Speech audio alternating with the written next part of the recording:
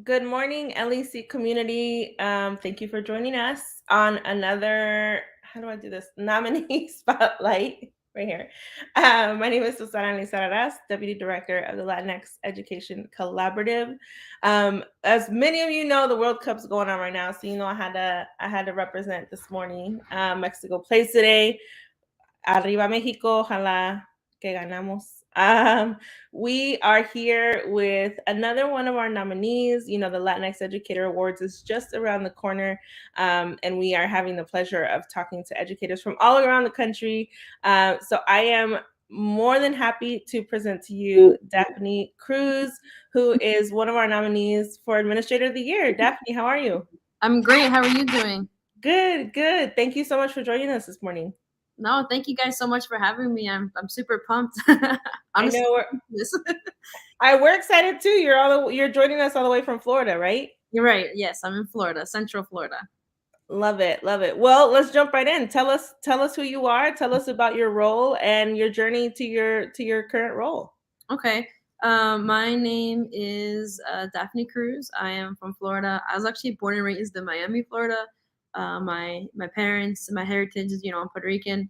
And moved a little bit to Central Florida when I was halfway through high school. So that was kind of fun, not knowing anyone and being the Latino outsider in a predominantly white area. But we made it happen.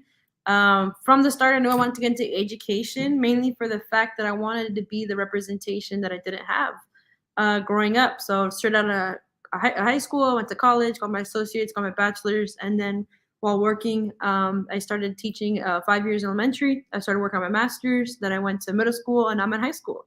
So I've officially done all three levels. I've been an elementary teacher, a middle school dean, and now a high school administrator. I am one of like two openly out administrators in the county that I'm in, and we're just out here just putting in the work and paving the way for others. Yeah, so it sounds like that intersectionality, the representation is there in more than one way. Before we hopped on, you talked a little bit about Polk County, where you're from. Tell us a little bit about the area. I'm not super familiar. So Polk County, it's a little more on the conservative side. It's about there's like 180,000 students countywide. There's about 120 schools within the county. Just to kind of give a kind of like a mindset of where to think about this county. The county itself is about the size of Rhode Island, so it's not like tiny, tiny, but it isn't big. It's not Miami. It's not Tampa. It's not like Chicago. It's not these big areas. It's a little on the smaller side. And it's definitely predominantly white area. There are some pockets of like Latinos. We've got pockets in different areas, but we're definitely the minority there. And just super excited to, like I said, just kind of represent for our students in multiple facets. Yeah, yeah, no, and our organization is all about representation matters, right? And so, in more than one way, you are representative. And I hate for any of us to have to represent a whole culture or a whole, but it's sometimes the way that it is, right? Especially for our kids, for Yeah. you to see you. So especially in the school that I am at right now, we're seeing a lot of people just kind of migrating towards us, moving into our area. So my area specifically, the school that I'm at specifically, out of the 2,353 students we have, 1,600 of those are Latinos. Oh wow, okay. So that's something that isn't quite as common in a lot of areas, but it just goes to show that our areas are changing. And that school that I happen to be at, I truly get to be that representation because there isn't a whole lot of staff members that represent those students that can speak to those students. Up until this year, I was the only Latina administrator. Now we hired a dean who also speaks Spanish, but as far as like assistant principals go, I'm the only one. I'm the only one that speaks Spanish. So, I'm constantly being pulled to translate for kids, for teachers. We've had to hire on a couple ESOL pairs, ESOL teachers, and we've even expanded our language programs to help accommodate for the students that we have. So it's something that's, it's very special to me to make sure that I cater to our community. Like when we were celebrating Latin Heritage Month, a lot of people were like, man, y'all really go ham with that. And I'm like, yeah, we have to. Look at our kids. Yeah. 6% of our school are Latino. Like we have to represent. So I made it to where like we put on an event to where like the Friday before the break, anybody of Latino culture, regardless of where they come from, to celebrate by wearing something of their culture that they're proud of. And when I tell you it was beautiful, it was so beautiful to see just the community come together. And not to get long winded here, but the Latino culture is one of those cultures that it's instant community. You could be out in public, and the minute that someone starts speaking Spanish and you start speaking Spanish, you instantly connect, and you're like, ah, okay, está bien, nosotros aquí estamos. And you Mhm. just, it's that sense of community that it's not often um explored and talked about in other areas or in other aspects of our lives, but Mhm. yes. Yeah, no, no, I appreciate you saying all of that because the pride is so runs so deep in Latinidad. And I think, I have friends, my closest friends, I have a closest friend from Honduras, from Guatemala, and it's always, right, like I mean, right, like I don't really even watch soccer, but I know Mexico's in the World Cup and I'm a represent, So like that pride is there for our kids to see that, and to affirm that identity in them, because the world is sometimes going to try to um, deny them Right. of that identity, right? So I appreciate all of that. I mean, you've said quite a bit about what the impact you're having on kids, but you're also having impact on your colleagues. It sounds like you were nominated by Ayla, Billy D, Vanessa, Margarita. They all nominated you for Administrator of the Year. I want to read a couple of the comments just to kind of get your reaction. I'm sure you read through these a little bit already, but um, someone said she goes above and beyond to build rapport with her faculty and students and is the epitome of authenticity over acceptance. She's not only a Latino teacher, she inspires, also helping those LGBTQ students who have no one to turn to. Someone else says that you bring energy, charisma, and work ethic to create a positive school culture. I could go on and on. She's an amazing role model, grows every day to continue to make a difference in our kids' lives. What does all of that mean to you? I'm just honestly, I'm humbled. Education is one of those jobs where it's very thankless. You do a lot. You do a lot. You out there for the community. You create these events, and you hear it a lot from the kids. Like, oh my god, I love that. Oh my god, da, da, da. But from adults, we're all so wrapped up in our world that sometimes we forget to be like, yo, you did that. You know what I mean? So it's kind of, I'm like reading it, and I'm like, I'm not gonna cry on camera. But it's like it means a lot to me, especially right now with what we're facing. I think of like there's so many pockets that this affects, and to think like even on Florida, being in Florida right now, we're on the back end of the Don't Say Gay bill, and I think of like my Latino gabies. That's what I call them, my little my Yeah. gabies, my Latino gabies who, as it is in the Latino culture, it's kind of hard. It's something that really isn't talked about. That's your amiguita, and we're gonna leave it at that. So to even have both aspects of your identity to where you have to hide is something that is a whole separate tangent. So the fact that they said to be there for those specific students, that means a lot to me. And seeing that here, like Latinx students, that you can truly be are while still achieving your dreams and goal. Um, it's humbling to know that I'm seen, that it's seen not just from my students but my peers, as well. Mhm. One thing in here I want to mention: authenticity over acceptance is something that I have on all my platforms. It's like my motto, and I tell it to my kids, like, being who you are is your superpower. In high school, we care about what this person says, and this person said that about me, and that person looked at me weird, and I'm like, why are you worried about it? Just be you. Don't do anything because someone else thinks it's cool, or because you think this person or that person.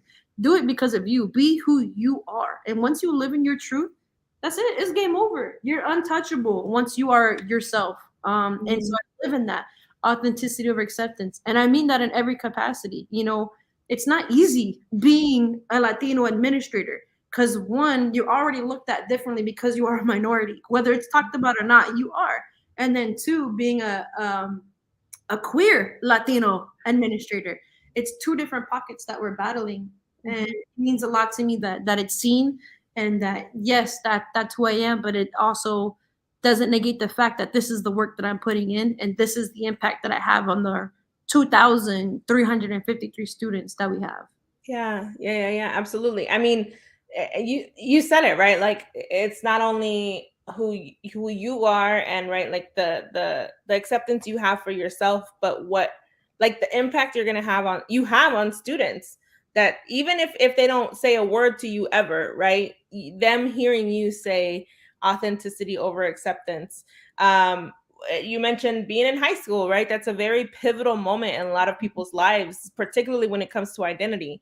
And Right. so, for kiddos who or students who are struggling with mental health or with identity and all of that, to hear that. I mean, even you saying that to me right now, I'm like, oh my God, okay, yeah.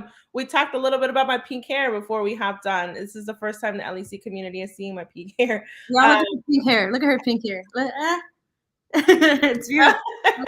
I've wanted it since I was a teenager, but you get all of these not just from family but from society that like you professionalism or the status quo, right? Making sure you don't talk a certain way, you don't dress a certain way, you don't look a certain way, and that supersedes our authenticity so often. So it's really, I appreciate you, sharing that message with your students, and your colleagues. You're the first person who I've interviewed who's been like, man, I know I have impact on kids. Like they tell me all the time, but on my colleagues, that's cool to I never kind of realized that. Like these are colleagues who are seeing you, you know? Yeah, it touches a little different, you know what I mean? Because anybody who gets into education, one, you don't get in it to make money. You get in it to make a difference. And who are you directly making a difference to? It's the students. Mhm. So for me to hear it from the students, I get that from time to time. Like I actually have a wall in my office of nothing but notes that kids have left me. Because on the days where I'm feeling like everybody has those times, you're like, do I really want to do this still? And I Yeah. look at the wall and I look at all the kids that I've impacted enough to where they've given me like a note. And it's always gonna be like the ones who are your most difficult ones, because I tell them all the time, they're your kids who need the most love show it in the most unloving way. So those Mhm. kids that I show the tough love to, they're the ones that leave me the note, or they leave a little note saying, because of you, I did this. Because of you, I am alive. Because of you, I did this with my parents, and because of you, this communication was there. So to hear it from, like you said, like from colleagues, it kind of touched a little different. I'm like, oh, okay. Especially because some of these people don't even work at my school anymore. Um, Mhm. it's just amazing. One of them is actually one of my APs, and that means a lot to me because and those of you on the flip side who may not know, like as far as administration, you're pulled a thousand ways all day. You have a parent that comes in that needs this. You have a student that a bullying investigation. This fight just happened. So to know that even though we're getting pulled in a thousand directions, that's being seen, Yeah. that it got me. I'm not gonna lie, that teared Yeah. up a little bit. It got me. Yeah, I can see that. I can see how that would hit different. So we've talked a lot about this, but I want to give you an opportunity to answer this question. I really love this question. So data shows that Latinx representation in schools matters. What impact do you see yourself having on your students, and why are Latinx educators important? I have a perfect example of this. So as you know, my school has 60% Latino. So Mhm. I try to tailor some of the stuff that I do to address that community as well, in addition to, of course, the other community. Mhm. Um, so I organized an event, which was a PBIS event. Those of you not in education, PBIS is Positive Behavior Intervention Support Systems. Essentially, kids earn points. They can turn around and use the points to go to events or to buy things from the store. So I created an event called the PBIS Lip Sync Battle, right? And Mhm. so it was teachers versus students. So the student would go first, do a lip sync battle, and then a teacher, and then the crowd, which was the whole school, would vote for my song, knowing my community that is there, our community is there. I did a snippet, before y'all get mad at me, a snippet of Titi Me Preguntó from Bad Bunny. Everyone else did an English song. Everybody else did something in English, da da da. So I did Titi Me Preguntó, and when I tell you I got chills within the first 4 seconds, because when it went, the kids already knew what song it was. Oh, It erupted in there. They were singing with me, even though it was a lip sync battle. Like it was amazing to feel that. I'm getting chills talking about it. To feel that sense of community within my students. And then I had kids that came up to me afterwards. It was like, thank you. You know, Bad Bunny is someone that, you know, helps represent us. It's part of our community. And to even just do a Latino song, we appreciate you. And actually, I have a video of it. I can share it to you later. I Yeah, posted please. it on TikTok and went like semi-viral, whatever. But it's just to show like the kids, like literally all you heard was the first 3 seconds, and the whole crowd went, "Rah!"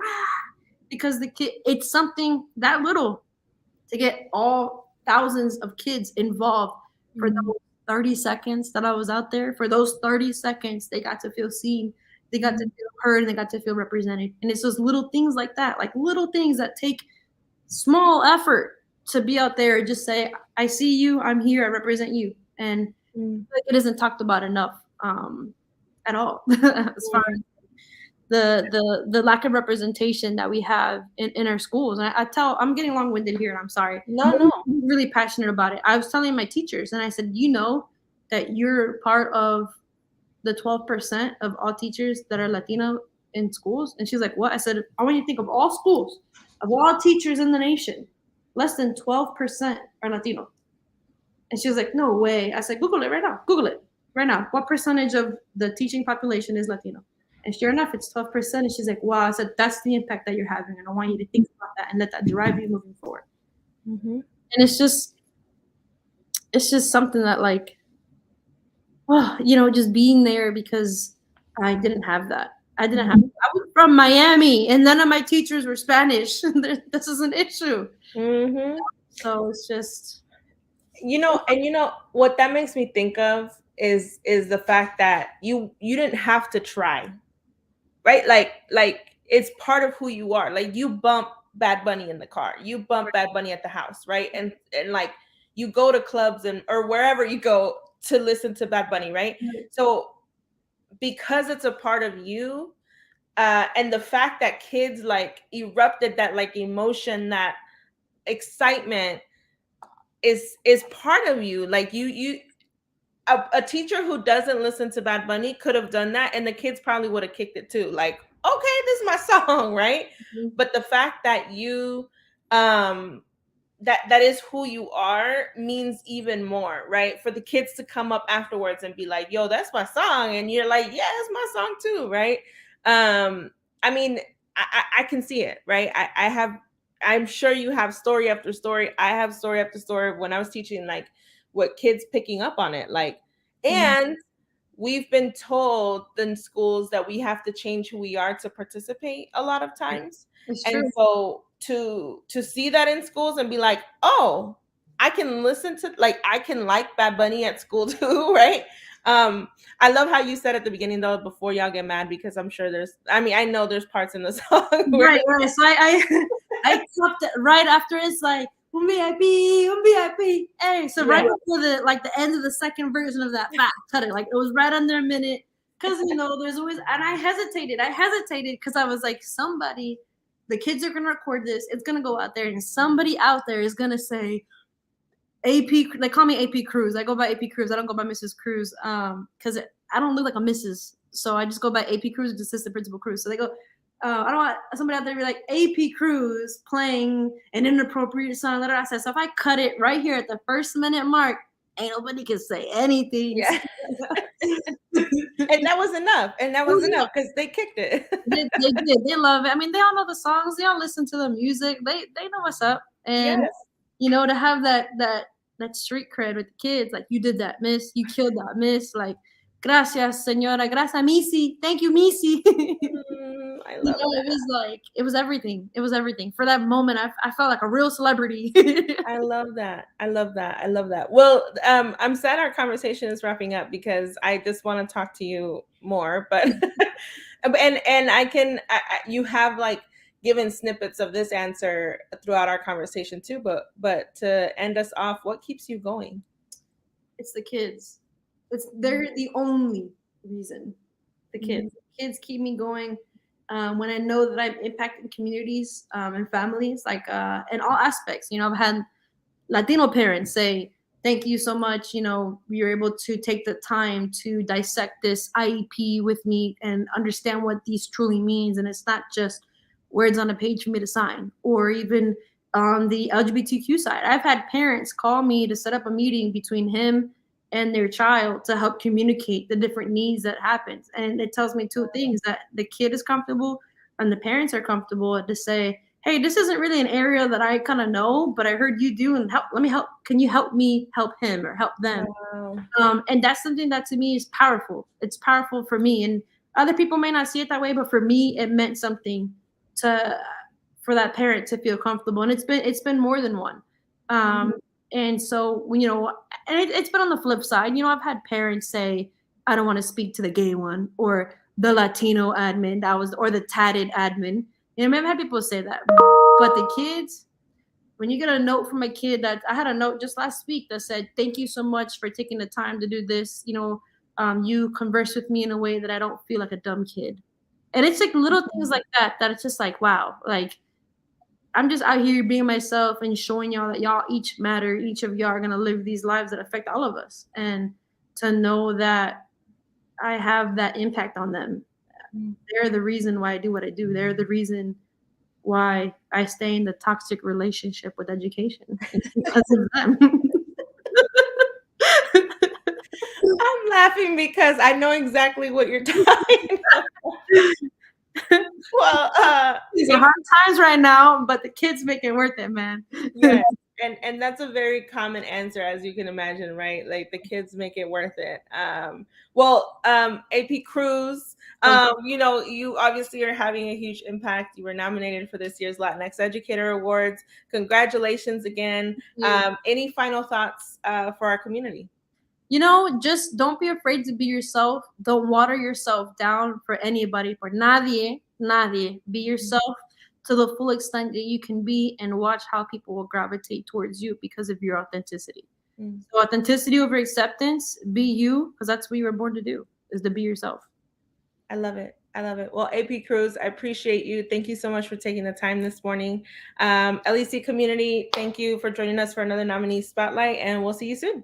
Thank you guys, and for all those that nominated me, thank you as well, and thank you for your time, Susanna. Yes, Thank you. of course. Of course. Bye, everyone.